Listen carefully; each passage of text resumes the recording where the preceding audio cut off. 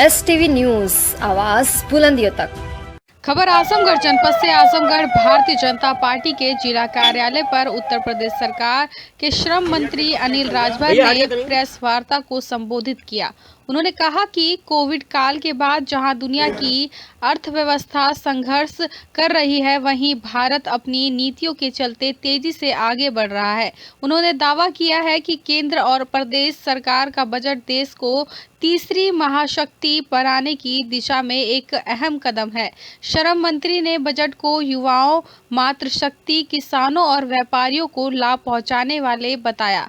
उन्होंने कहा कि सरकार जनता के बीच जाकर बजट की योजनाओं से उन्हें अवगत कराएगी। श्रम मंत्री अनिल राजभर ने महाकुंभ को लेकर भी महत्वपूर्ण जानकारी दी।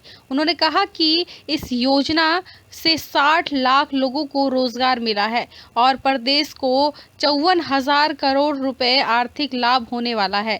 उन्होंने यह भी कहा कि जनता की मांग को देखते हुए महाकुंभ के समय को बढ़ाने पर विचार किया जाएगा। साथ ही उन्होंने प्रदेश में बड़े निवेश की योजनाओं की जानकारी दी, जिससे प्रदेश की तरक्की और तेज होगी। राजभर ने कहा कि मुख्यमंत्री योगी आदित्यनाथ ने प्रदेश में कानून व्यवस्था को सुदृढ़ कर दिया और नए रोजगार के अवसर लगातार पैदा किए जा रहे हैं। 2017 में जब सरकार बनी थी तब प्रदेश की आर्थिक स्थिति कमजोर थी, लेकिन अब उत्तर प्रदेश देश की दूसरी सबसे अर्थव्यवस्था बन चुका है और अगले 2 सालों में इसे नंबर 1 बनाया जाएगा। उन्होंने कहा कि सीएम योगी ने 2029 तक उत्तर प्रदेश की अर्थव्यवस्था को $1 ट्रिलियन तक ले जाने का संकल्प लिया है। उन्होंने आउटसोर्सिंग पर भी बड़ा ऐलान किया। सरकार ने आउटसोर्स कर्मियों का न्यूनतम मानदेय 16,000 रुपए तक किया, जो सीधे उनके खातों में भेजा जाएगा। साथ ही आउटसोर्स में आरक्षण लागू किया जाएगा और इसके लिए अलग से एक निगम की स्थापना की जाएगी। महाकुंभ पर विपक्ष द्वारा उठाए जा रहे सवालों का जवाब देते हुए श्रम मंत्री ने कहा कि सनातन धर्म का वैभव सपा को पच नहीं रहा है, इसलिए जनता उन्हें बार बार सबक सिखा रही है। उन्होंने अखिलेश यादव के मौत के आंकड़ों पर दिए गए बयान को चुनौती देते हुए कहा कि अगर उनके पास कोई प्रमाण है तो वह सार्वजनिक करें। उन्होंने कहा कि भव्य महाकुंभ आयोजन सफलतापूर्वक चल रहा है और जनता की मांग पर इसके समय को और आगे बढ़ाया जा सकता है। हमारे श्रमिकों को इजराइल भेजा गया है, जहां उन्हें 1.5 लाख रुपए प्रति माह मिल रहा है। आगे 5,000 और लोगों को इजराइल भेजने की तैयारी में है। मिशन रोजगार के तहत हम युवाओं को विदेश में नौकरी दिलाने की योजना बना रहे हैं। आप देख रहे थे STV न्यूज़ 24 संवाददाता पूनम चौधरी की खास रिपोर्ट।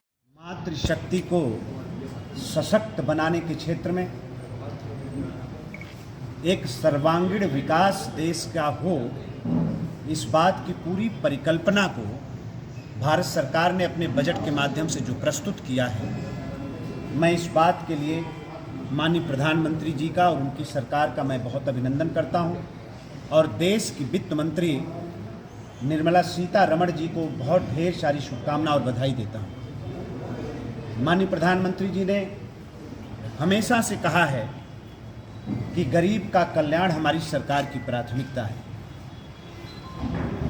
युवा शक्ति के सपने को साकार करना हमारा लक्ष्य है, हमारा संकल्प है। अन्नदाता किसान अपने पैर पर खड़ा हो, उसका मनोबल बढ़े, विकल्प का अभाव उसके सामने न हो, पलायन करने की अनिवार्यता न हो, ये हमारी सरकार का लक्ष्य है, हमारी सरकार का प्राथमिकता, हमारी सरकार की प्राथमिकता है। और मैं समझता हूँ कि इस बार का जो बजट आया है वो गरीब के कल्याण को समर्पित है, युवा शक्ति को समर्पित है, मातृशक्ति को समर्पित है और अन्नदाता किसान को समर्पित है। आज भारत दुनिया में सबसे ज़्यादा विकास दर के साथ आगे बढ़ रहा है।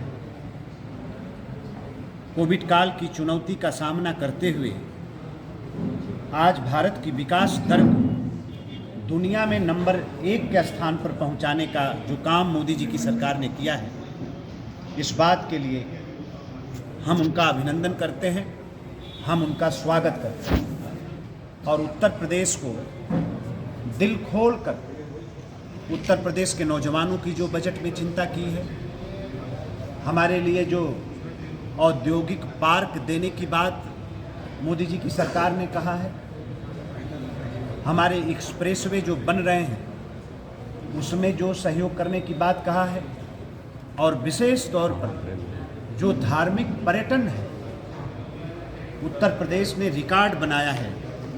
इस बार करोड़ों की संख्या में उत्तर प्रदेश की धरती पर लोग धार्मिक पर्यटन करने के लिए आए हैं। अकेले अगर महाकुंभ की हम बात करें तो 50 करोड़ के आंकड़े को भी महाकुंभ ने पार किया है। जब महाकुंभ की हम लोग शुरुआत कर रहे थे, तैयारी कर रहे थे, तो 40 करोड़ लोगों के आने की संभावना के साथ हम लोगों ने काम शुरू किया। लेकिन आज भारत की आध्यात्मिक ताकत को, शक्ति को और सनातन का जो वैभव है, आज वो आसमान की ऊंचाई छू रहा है। महाकुंभ इस बात को प्रमाणित करता है। तो धार्मिक पर्यटन को जिस तरह से बढ़ाने की बात भारत सरकार ने की है, मोदी जी की सरकार ने किया है, और उसमें मदद करने के लिए जो उत्तर प्रदेश को आश्वासन दिया है बजट में उन्होंने, इस बात के लिए भी मैं उत्तर प्रदेश की सम्मानित जनता की तरफ से मोदी जी की सरकार का अभिनंदन करता हूँ।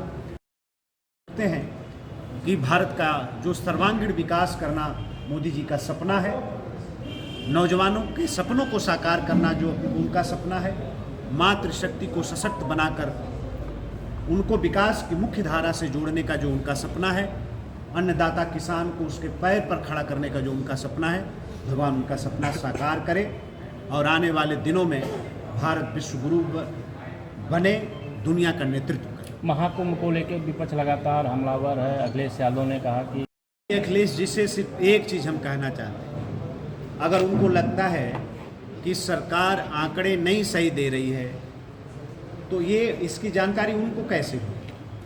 इसका मतलब उनके पास आंकड़े हैं, तो आंकड़े हैं तो प्रदेश की जनता के सामने उनको रखना चाहिए प्रमाण के साथ। क्यों नहीं रख रहे? काहे जनता को गुमराह? अगर सरकार कोई बात छुपा रही है और उनको जानकारी है, वो कहते हैं तो इसी टोन के साथ कह रहे हैं। तो मेरा कहना है समाजवादी पार्टी के सम्मानित नेता से कि आपको अगर जानकारी है तो सरकार आपको चुनौती देती है कि आप उन आंकड़ों को जनता के सामने रखिए। कौन आपको रोका है? कोई रोका है? अभी कल भी आपने प्रेस किया, रोज आप प्रेस कर रहे हैं, पार्लियामेंट के अंदर आप झूठी बात कह रहे हैं, जनता को गुमराह कर रहे हैं, जनता को डरा रहे हैं कि कोई वहाँ जाए ना। असल में सनातन का वैभव पच नहीं रहा है लोग, और कोई सकारात्मक पहल समाजवादी पार्टी की तरफ से हो जाए, किसी भी अच्छे काम की प्रशंसा कभी प्रतिपक्ष ने किया हो, हम उम्मीदें नहीं करते।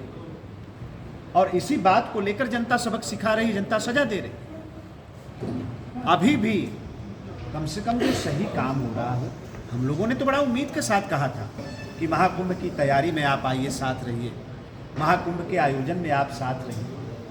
देश और दुनिया से सोचिए, लाखों लोग दुनिया से आ चुके हैं। जो भारत की सरहद के बाहर के लोग आए, उनकी भी संख्या लाखों में है।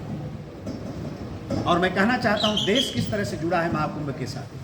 आज आप प्रयागराज चले जाइए, आज आप अयोध्या जी में चले जाइए, आप बाबा विश्वनाथ की धरती काशी में चले जाइए, 1 किलोमीटर चलेंगे आप और देश के हर प्रदेश की गाड़ी आपको मिल जाएगी। अच्छा, जिस महाकुंभ की आप बात कर रहे हैं, आपकी दोनों एजेंसियां हैं, केंद्रीय प्रदूषण बोर्ड, केंद्र की जो प्रदूषण नियंत्रण बोर्ड की जो आई है रिपोर्ट, उसके अनुसार अब आप कुंभ में स्नान नहीं कर सकते। वहीं यूपी सरकार की रिपोर्ट है, वह कह रही है कि नहीं, जो उसका प्रदूषण का लेवल है वो 23 है, इसमें आप स्नान करते हैं, आचमन योग है।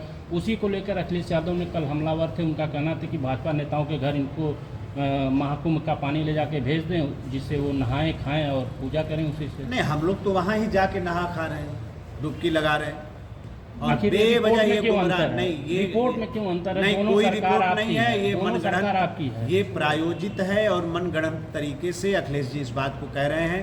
कोई सैंपलिंग नहीं हुई है, कोई जांच नहीं हुई है भारत सरकार की तरफ से।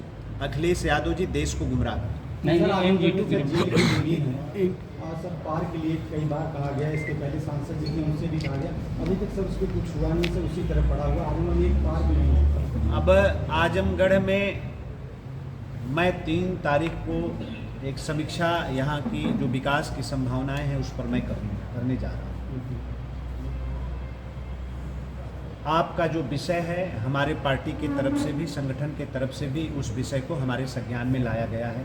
जिस महायोजना की चर्चा हमारे सम्मानित प्रेस के साथियों ने की, उस पर भी विस्तृत हम समीक्षा करेंगे, उस पर भी हम प्रशासन के लोगों से चर्चा करेंगे। सर और जो अगर जेल की ज़मीन है मैं आपसे कह रहा हूँ उसको खाली कराएंगे।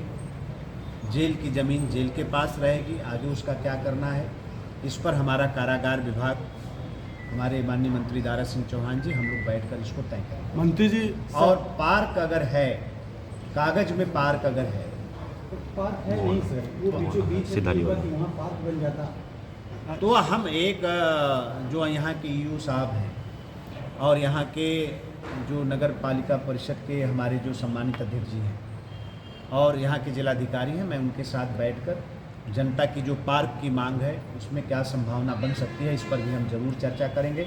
और अगले बार जब हम आपसे मिलेंगे तो उस पर हम आपको जरूर बताएंगे कि इस पर क्या होगा। सर